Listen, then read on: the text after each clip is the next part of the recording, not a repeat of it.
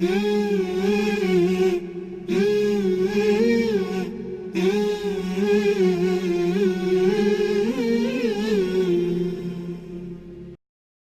عليكم ورحمة الله وبركاته.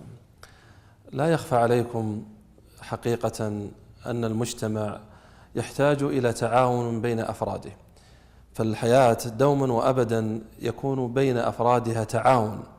سبحان الله الذي أودع حتى في بهائمه وفي مخلوقاته وفي الحيوانات هذا التعاون بين أفراد المجتمع الذي يعيش بينه.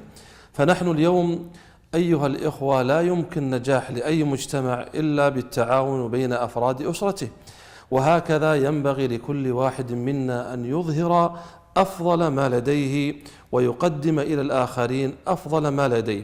لا يمكن لأي مجتمع على وجه الأرض أن ينجح إلا بالتعاون، فينبغي لكل واحد منا أن يتعاون مع إخوانه ومع أقرانه ومع أصدقائه. فالواحد منا قد يملك بعض الصفات الجميلة، إما أنه يستحي من إظهارها أو إبدائها، أو ينتظر أحدا يقدم له طلبا ليقدم هذه الصفة الجميلة التي بين جنبيه. فينبغي لكل واحد منا أن يسعى دوما وأبدا لأفراد المجتمع لكي يصبح هذا المجتمع مجتمعا ناجحا. لي أهداف ولك أهداف وللآخرين أهداف، كل هذه الأهداف تنصب في مكان واحد وفي زمان واحد وفي بلد واحد لكي تنجح الأمة. لماذا؟ لأن النبي صلى الله عليه وسلم جعل لنا مبراسا وقدوة وتعاملا بين أفراده صلى الله عليه وسلم. كل واحد منا أعطى للآخر ما يملكه، فهذا في شعره، وهذا في تلاوته، وهذا في أذانه، وهذا في تعامله، وهذا في جهاده، وهذا في تعليمه، وهذا في حفظه. كل هؤلاء اجتمعوا في مجتمع النبي صلى الله عليه وسلم فأصبح مجتمعا ناجحا.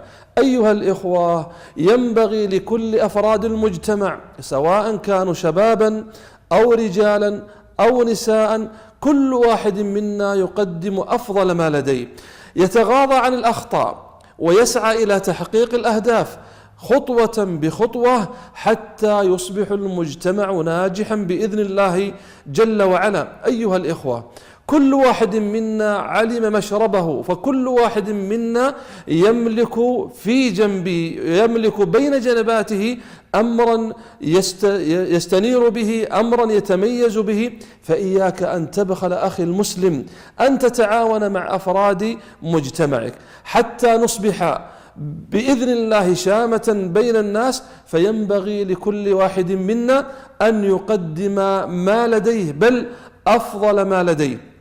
المجتمعات الغربية التي يمجدها كثير من الناس ويتغنى بها كثير من الناس لم يبلغوا إلى هذا المكان ولم يبلغوا إلى هذا المركز إلا بالتعاون بين أفرادهم. الكل يجتهد، الكل يبذل، الكل يتغاضى عن أخطاء الآخرين حتى يصلوا بمجتمعهم إلى مجتمع راق بإذن الله جل وعلا. فنحن أولى بهم، فنحن مجتمع مسلم، نحن أصحاب رسالة، نحن أصحاب دين، نحن أصحاب منهج. يكفي من ذلك أن الله جل وعلا فضلنا بأمرين: فضلنا بالنبي صلى الله عليه وسلم، وفضلنا أن أنزل علينا أفضل كتاب. فمن هذا اللقاء ومن هذه الكلمات البسيطة أتمنى أيها الإخوة أن نتكاتف لإنجاح مجتمعنا لنصبح متعاونين. لا ينبغي لكل واحد منا أن يلقي اللوم على الآخر أو ينتظر الآخر أو ينتقد الآخر.